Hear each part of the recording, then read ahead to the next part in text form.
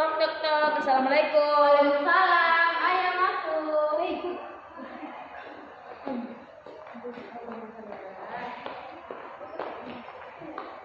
Sini ayo. Duduk ya, senyamannya teman-teman ya. Sudah duduk senyamannya teman-teman? Sudah. Oke. Assalamualaikum warahmatullahi wabarakatuh. Waalaikumsalam warahmatullahi wabarakatuh. Terima kasih kepada teman-teman telah meluangkan waktunya untuk datang dalam kegiatan kita ini dengan konseling kelompok. Harap teman-teman bisa aktif, berpendapat. Sebelumnya teman-teman sudah pernah ikut kegiatan konseling kelompok? Belum. Oke, baik. Jadi kakak akan sedikit menjelaskan. Jadi konseling kelompok itu adalah suatu layanan konseling yang dimana menyelesaikan permasalahan dengan dinamika kelompok. Di dalam konseling itu juga memiliki asas-asas yaitu asas kerahasiaan. Jadi teman-teman sendiri tidak perlu takut permasalahannya akan dibawa keluar. Jadi permasalahannya itu cukup sampai di sini. Setelah keluar dari sini itu tidak lagi tidak boleh bawa masalah keluar. Dan juga sukarela teman-teman sini, kalian sukarela kan? Iya kan. Dan juga ada asas keterbukaan. Jadi saya harap teman-teman yang ada di ruangan ini bisa terbuka untuk pendapat, saran dan sebagainya. Sampai sini teman-teman sudah bisa dipahami? Bisa. Oke. Jadi teman-teman sebelum kita bahas lebih lanjut lagi kita menyepakati waktu dulu ya. Jadi bisa kira-kira 45 menit. Bisa. Oke, bisa. Teman-teman sini sudah waktu saling kenal? Belum. Oke, jadi kalau begitu kita mau perkenalan dulu ya. Oke, dimulai dari saya ya. Bisa? Bisa. Baik, perkenalkan nama saya Widayanti. Jadi teman-teman bisa panggil saya dengan Kak Wida aja. Dimulai dari sebelah kiri aku. Perkenalkan nama saya Widayanti Pemimpinan. Perkenalkan nama saya Ria, bisa dipanggil Ria. Perkenalkan nama saya Isri Pemimpinan. Perkenalkan nama saya Hamida dari Pemimpinan. Perkenalkan nama saya Widayanti Oke, kita sudah saling kenal ya? Ya. Oke, sebelum kita lanjut juga ini, saya lihat teman-teman sudah mulai lemas, sudah kurang fokus. Bagaimana kita main musik? Oke, teman-teman bisa aja ya, kita campur dulu. Oke, teman-teman perhatikan kakak ya. Jadi begini teman-teman ya, satu fokus, melihat, mengingat, mendengar, fokus. Bisa? Bisa. Oke, kita mulai ya. 1, 2, 3. Melihat, Mengingat, mendengar, fokus. Ayo mulai lagi, kita kasih kompak lagi ya. 1, 2, 3. melihat, Mengingat, mendengar, fokus. Oke, jadi teman-teman sudah sama semangat ya. Ya. Oke, jadi sebelum kita lanjut, siapa yang mau memimpin dulu? Oke, sebelum kita melakukan kegiatan, kami kita berdoa agar diberikan kelancaran. Berdoa menurut agama dan kepercayaan masing-masing. Berdoa selesai. Jadi sudah mudah-mudahan yang kedua kegiatan kita berjalan dengan lancar ya. Jadi teman-teman datang ke sini kan pasti ada sebuah permasalahan yang mungkin teman-teman ingin menceritakan. Jadi mulai dari sebelah kanan ya. Oke, jadi kita merasa kurang motivasi dan Selanjutnya. kalau dari saya itu yang mengenai tugas. Selanjutnya. Kalau saya itu Oke, selanjutnya. kalau saya kadang saya kalau apa ya berbicara sama orang kan kalau lagi emosi itu suka kayak tidak bisa dikendalikan, kayak sering mengeluarkan kata-kata yang kasar yang bisa membuat orang sakit hati gitu, karena saya kayak susah untuk mengendalikan emosi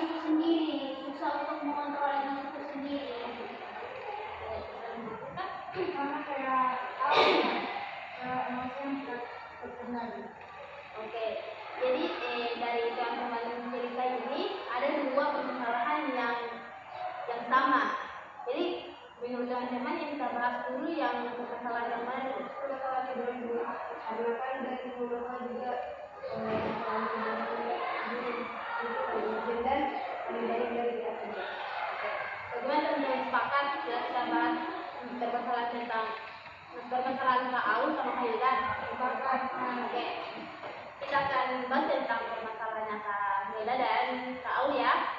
Menurut teman-teman di sini, apa yang menyebabkan orang-orang itu gampang kayak kita yang kita tadi kan Kak Aul ya tadi ya, dia gampang berbicara dengan orang, gampang sekali namanya dia pancing emosinya.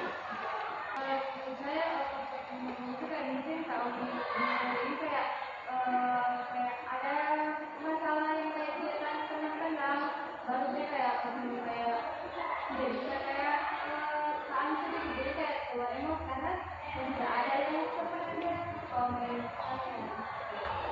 Masih ada mungkin dari Kak Aul. Kalau saya sih faktornya mungkin karena berbagai suasana, misalkan saya moodnya sedang tidak baik. Nah kadang tuh kalau moodnya tidak baik, ada saja orang yang bikin tambah merusak moodku. Jadi saya kalau satu kali emosi itu susah sekali untuk dikontrol, susah sekali untuk dikendalikan. Jadi terkadang emosiku langsung kemana-mana begitu, jadi semakin tambah emosi, jadi sering melibatkan orang-orang banyak begitu. Kalau dari Kak Hilda, kalau saya dari teman saya kalau misalnya saya bikin gemes begitu saya kayak tidak bisa batalin begitu kalau saya kayak contohnya itu kayak apa ya kayak capek begitu jadi saya kayak gemes sama dia itu kayak gemes kayak mau babi gitu kan ya Allah. oh iya, oke. Baik. Jadi sebelumnya itu ya teman-teman ya, membicarakan tentang emosi ini teman-teman, itu jangan kita menggambarkan sebuah emosi itu bukan dalam bentuk amarah ya teman-teman. Emosi itu bisa dalam bentuk menangis, kecewa, dan amarah itu. Jadi teman-teman jangan berpandangan bahwa emosi ini oke, emosi ini kayak marah-marah, orang tua marah itu emosi, itu tidak. Emosi juga ada bentuk emosional, menangis, cara mengeluarkan emosi itu beda-beda guys. Oke. Dari faktor-faktor yang kakak bilang tadi ini, itu semuanya betul. Terkadang orang gampang emosi itu kayak dia banyak tekanan, jadi dia tidak tahu lagi dia mau meluapkan sama siapa. Jadi ketika cerita Kak Aul tadi kan meluapkan emosi kepada temannya yang lagi bercerita gitu. Teman-teman ada yang tahu apa saja dampaknya dari kalau ketika kita tidak bisa mengendalikan emosi? Ya, silakan. Orang yang gampang sekali emosi, mungkin dampak buruknya itu orang-orang terdekat atau orang-orang sekitar itu akan mudah menjauh karena kayak sudah ditambah juga yang lagi kayak apa mengadun, ibu. Dari masih ada yang mau menanggapi?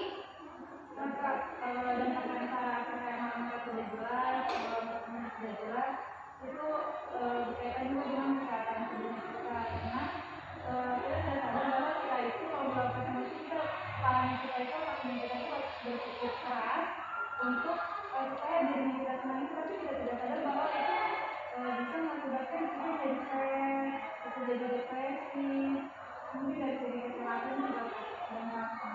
Oke, kalau dari Kak Aul, dampaknya Kak Aul rasakan apa?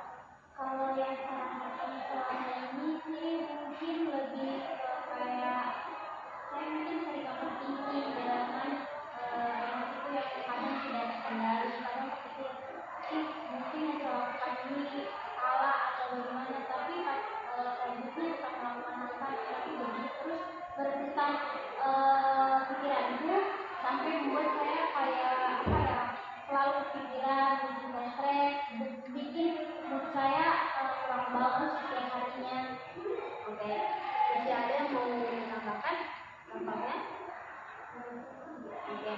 dari yang teman lihat, teman-teman bilang tadi itu sudah itu kayak Kak Bila bilang akan pertemanan tidak akan menghindari sama temannya ya, sedikit sedikit temannya ya, dari Kak Bila tadi apa lagi teman-teman, dari kesehatan juga, dari Kak Awu juga stres ya. Jadi dari teman-teman bilang ini semuanya sudah betul. Jadi menurut teman-teman ini orang yang tidak bisa mengendalikan emosi itu baik atau buruk? Buruk. Ya, jadi orang-orang yang tidak bisa mengendalikan emosi itu sangat tidak bagus, karena yang kata teman bilang tadi dia akan dihindari sama teman-teman, akan sedikit pertemanan. Jadi orang-orang juga akan segan ketika waktu teman ini dia. Oke, dari ada mau menanggapi cerita dari Kak Aul, Kak Hilda, mungkin Kak Hilda bisa menceritakan pengalamannya. Bisa. Berkait sama saya. Aida biasa terbawa emosi itu sama siapa? Sama yang kelasku dulu kan. Karena faktor yang paling banyak itu ada Kayak kamu Kak. capek, Capek. iya. Anak-anak yang bisa kumpulin yang capek dari perhatian itu. Iya. Itu Kak. Ini semuanya sama Kak Hilda dulu ya. Kak Hilda ini memang dari maksudnya kayak memang otak dari kecil mungkin gampang emosian. Iya kan, kayaknya saya budian ya. Oh iya. Kak Hilda ya, selama ketika Kak Hilda mengalami stres itu kayak emosi itu kepada sama teman-teman itu, apa yang Kak Hilda lakukan untuk mengendalikan emosinya sama temannya? Sekarang dulu saya baca tuh. Baru tiba-tiba saya kali kasihan juga deh. Tiba-tiba diam. Saya tambah sedikit ya cerita dari Kak Hilda. Saya rasa dari Kak Hilda tanggap itu, saya minta maaf sebenarnya agak salah, karena kita membaca itu maju itu kan kasar kan? Ya, itu kan tidak bisa. Kalau bisa caranya kita sekarang ya.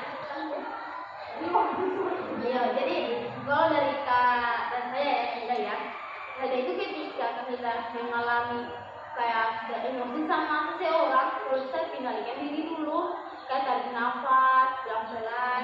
Kalau bisa kalian menghindar dari sama dia.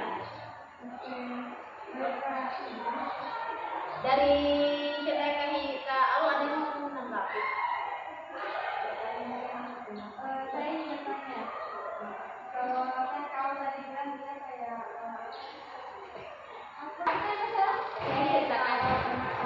Itu kadang saya dari rumah memang sudah nabut kan, cuman pas sampai di sekolah biasanya ada saja teman-teman yang bikin tambahan damut, biasanya mengganggu kan, jadi kayak emosi itu semakin tidak bisa terkendali. Kalau diganggu langsung mengeluarkan kata-kata yang kasar, yang kotor gitu kan. oke, saya tanya gitu, apakah Kak Auli saya tidak pernah berpikir kayak bagaimana saya sama temannya Kak Auli, kalau Kak Auli kayak bilang begitu, dan tapi di satu video kayak teman Kak Auli ini kayak bakal terjengkel sehingga Kak Auli itu emosi, tapi pernah apa tidak Kak Auli kayak sedikit perasaannya teman itu bagaimana pas saya tanya gitu. Kadang kalau masalah menunjukkan perasaan itu awalnya kan masih emosi kan pasti kita tidak memikirkan perasaannya, cuman pas setelah beberapa menit atau beberapa jam setelah emosi mereda, itu pasti kepikiran hal ini mungkin terlalu kasar atau terlalu berlebihan untuk saya melakukan hal tersebut.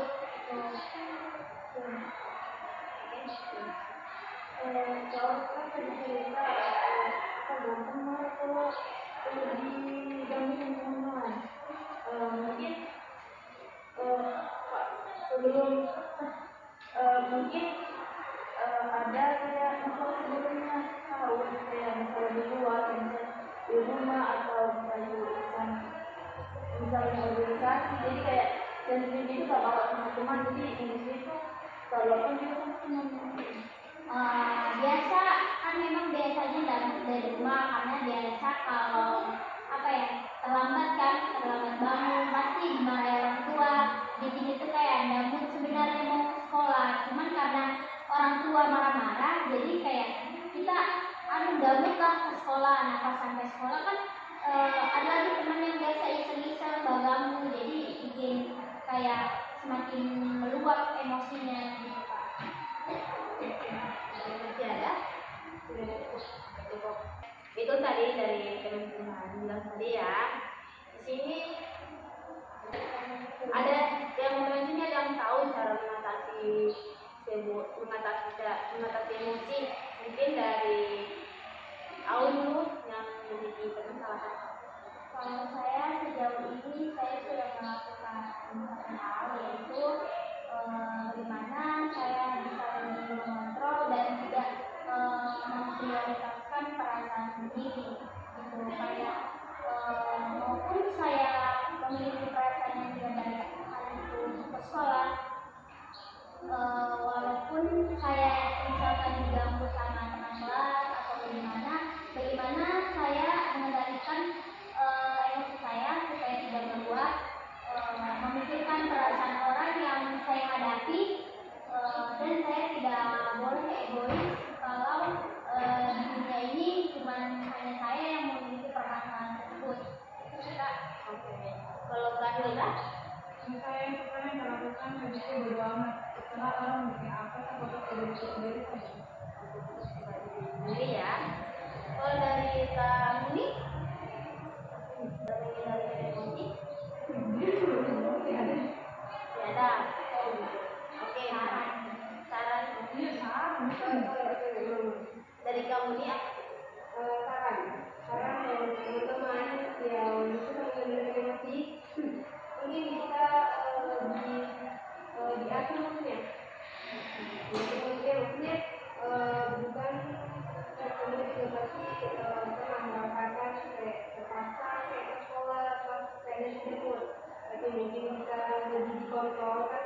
Kita punya teman-teman dengan kan tidak tahu misalnya kita apa, tapi kita kalau dalam aku sedikit kita langsung emosi, kita pasti juga bingung kenapa ini tiba-tiba emosi. Dengan kan tidak ada masalah kita, jadi mungkin tidak bisa kita langsung kayak mengeluarkan itu kita sama. Masih ada? Bisa ada? Oke, kalau untuk mengatasi emosi, mungkin kita bisa gunakan teknik STAR. Maksudnya itu stop, thinking, assess, dan respon. Jadi misal ada sesuatu yang buat kita marah, kita jangan langsung respon itu dan kita tunggu dulu kayak 10 atau 15 detik untuk kayak kita berpikir jernih untuk kita menenangkan diri kita sendiri. Nah kalau sudah 15 menit kita sudah berpikir jernih, nah baru kita kasih respon begitu. Masih ada? Dari Kak Ima? Kalau menurut saya saran tadi tuh mengelola emosi, pertama kan kita harus menenangkan diri dulu. Kayak kita sebelumnya ada masalah, tapi kalau kayak hanya kayak di sana dulu supaya sudah terima supaya menerima. Oke, itu tadi saran-saran dari teman-teman ya. Mudah-mudahan Kak Aul, Kak Hilda bisa lebih mengendalikan emosi lagi ya. Oke, saya rasa waktu kita sudah mau habis. Jadi saya sama teman-teman mungkin kesan dan pesannya dimulai dari Kak Hilda dulu. Baik, jadi saya senang karena saya kan orang yang ujian, jadi gue mendapatkan solusi dari teman-teman, bisa bertukar pikiran. Dan saya senang mengikuti kegiatan kegiatan kondisi kelompok pada hari ini? Saya senang dan sangat menambah pengetahuan untuk saya dalam melakukan kelompok ini karena saya bisa tahu saran-saran tips dari teman-teman soal bagaimana cara mengendalikan emosi. Kalau kesannya semoga ada konseling kelompok untuk pertemuan selanjutnya karena bisa mengontrol perkembangan dari permasalahan yang sedang kita alami. Kalau pesan dari saya sangat senang kalau bikin konseling kelompok kali ini. Saya bisa mengetahui apa yang dirasakan dari kayak kurang mengontrol emosi. Terus pesan saya supaya lebih semangat, semoga kita ke depannya bisa belajar mengontrol emosi. Kalau dari saya senang mengikuti kegiatan kelompok ini karena kelompok ini seru juga, apalagi kita juga tahu dan masalah dengan penyebabnya, dampak negatifnya sampai solusinya, jadi itu sih sangat bermanfaat bagi kelompok ini. Selanjutnya, pesan saya kita kalau kayak teman-teman yang lain, saya senang mengikuti konseling kelompok ini, saya bisa mengetahui masalah-masalah yang ada di teman-teman saya. Gitu. Terima kasih teman-teman. Baik, saya ucapkan kepada teman-teman semua, terima kasih yang telah meluangkan waktunya. Saya ucapkan terima kasih banyak sekali lagi dan akhiri. Assalamualaikum.